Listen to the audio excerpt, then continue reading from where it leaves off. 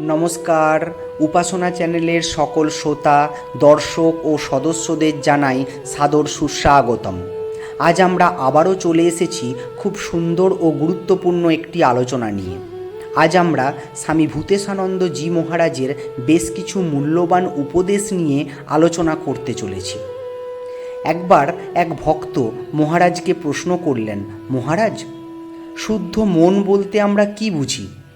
উত্তরে মহারাজ বললেন, শুদ্ধ মন হলো যে মনে কোনো অশুভ চিন্তা ওঠে না, কোনো অশুভ জিনিস দেখলেও কোনো হানি হবে না, যদি কেউ নির্লিপ্ত থাকতে পারে। চেষ্টা করতে করতে মনকে শুদ্ধ করা যায়, এটি কল্যাণকর, এই বুদ্ধি হওয়া চাই। নির্লিপ্ততা স্বাভাবিকভাবে আসে না, চেষ্টা করলে আসে। ভক্তটি জিজ্ঞাসা করলেন, মন কি করে শুদ্ধ করা যায় মহারাজ?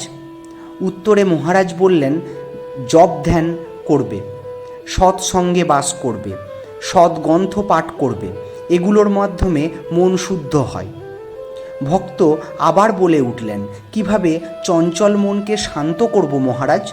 উত্তরে স্বামী ভূতেশানন্দজি মহারাজ বললেন, জপ ধ্যান করবে, তার কাছে আকুল প্রার্থনা জানাবে, ভালো বই পড়বে, তখন দেখবে তোমার মনকে ইচ্ছানুসারে নিয়ন্ত্রণ করতে পারছ।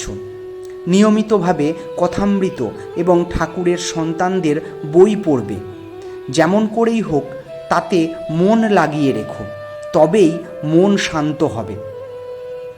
বহুকাল ধরে তোমার মন বিষয় বাসনা চিন্তায় মগ্ন ছিল, এখন তোমার মনকে সৎ চিন্তায় মগ্ন করে দাও। গীতাতেও বলা হয়েছে, মন সর্বদা চঞ্চল। চঞ্চলং হি মনো কৃষ্ণ প্রমাথি বলবুদ্ধম তৎসং নিগ্রহ মান্যে বায়োরিব সাদুষ্কারম। অর্জুনের মতো ব্যক্তিও শ্রীকৃষ্ণকে বলেছেন, চঞ্চল মনকে বিষয় বাসনা থেকে নিবৃত করা আর আকাশের বায়ুকে কোনো পাত্রে আবদ্ধ করার মতো কঠিন কাজ। শ্রীকৃষ্ণ অর্জুনকে বলেছিলেন, মনকে স্থির করবার দুটো উপায় আছে, এক বৈরাগ্য এবং দুই অভ্যাস। শ্রীকৃষ্ণ অর্জুনকে আরও বলেছেন, হে ধনঞ্জয়, তুমি যদি আমাতে মন স্থির রাখতে পারো তবে অভ্যাস যোগের দ্বারা আমাকে লাভ করতে সচেষ্ট হবে। দ্বিতীয় উপায় হল বৈরাগ্য, জাগতিক বিষয়ের প্রতি অনীহা। যদি বিষয়ে আকর্ষণ মনকে চঞ্চল করে তাহলে বোঝান যে বিষয় মিথ্যা, অনিত্য বস্তু, তাতে মন দিলে ভগবানে মন দেওয়া যায় না। এইরূপ বিচার করে বিষয়ের প্রতি মনের আকর্ষণ কমানোকেই বলে বৈরাগ্য। ভক্ত বলে ওঠে, মহারাজ, ঈশ্বরের নাম জপ করে কি মনকে স্থির করা যায়? আর হরিনাম করে কি মন স্থির হয়? উত্তরে মহারাজ বললেন, হ্যাঁ, হরিনামে হবে, রাম নামে হবে, কালী নামে হবে, যে নাম ভালো লাগবে করবে, তাতেই হবে।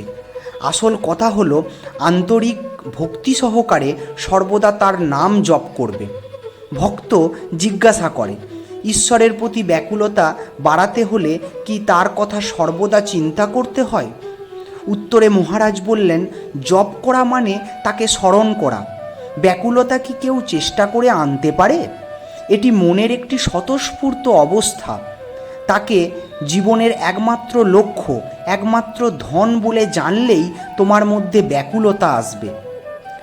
দেখবে মা যখন বাচ্চাকে মারে, বাচ্চা তখন মাকে জড়িয়ে ধরেই মা মা বলে কাঁদে, এরই নাম হলো ব্যাকুলতা। ভক্তটি বলে উঠলেন, মহারাজ, কখনো কখনো আমরা ঈশ্বরের জন্য ব্যাকুল হই, কিন্তু এই ব্যাকুলতার ভাবটা স্থায়ী হতে চায় না কেন? কখনো ব্যাকুলতা আসে আবার চলেও যায়, তার উপায় কি মহারাজ? উত্তরে স্বামী ভূতেশানন্দজি মহারাজ বললেন, হ্যাঁ, কখনো কখনো ব্যাকুলতা আসে পার্থিব সব কিছুর ওপর বৈরাগ্য হয়ে। ঈশ্বরের জন্য ব্যাকুলতা আসে, কিন্তু এই ভাব স্থায়ী হয় না, কারণ মহামায়া তোমাকে ভুলিয়ে রাখেন। ঠিক যেমন কোনো মেঘলা সকালে সূর্যকে এক ঝলক দেখা যায়, কিন্তু পরক্ষণেই সূর্য মেঘের আড়ালে চলে যায়। তুমি শুধু এর জন্য প্রার্থনা করতে পারো। একমাত্র উপায় হলো পার্থিব জিনিসের ওপর বাসনা ও আকাঙ্ক্ষা ত্যাগ করা, উচ্চাসা ত্যাগ করা। জোর দিয়ে বলো যে তুমি শুধু ভগবানকেই চাও, আর কিছু চাও না, এবং সেইভাবে কাজ করো। বিষয়ভোগের বাসনা না যাওয়া পর্যন্ত তোমার মনের ব্যাকুলতা আসবে না। তো বন্ধুরা, আশা করি আমার এই ভিডিওটি আপনাদের ভালো লেগেছে। যদি ভালো লেগে থাকে তাহলে লাইক কমেন্ট করুন, আর যত বেশি পারেন শেয়ার করে ভিডিওটি ছড়িয়ে দিন। আর হ্যাঁ, সাবস্ক্রাইব করে আমাদের পাশে থাকুন। ঠাকুর মা স্বামীজির চরণে প্রণাম জানিয়ে এই ভিডিওটি এখানেই শেষ করলাম। ধন্যবাদ।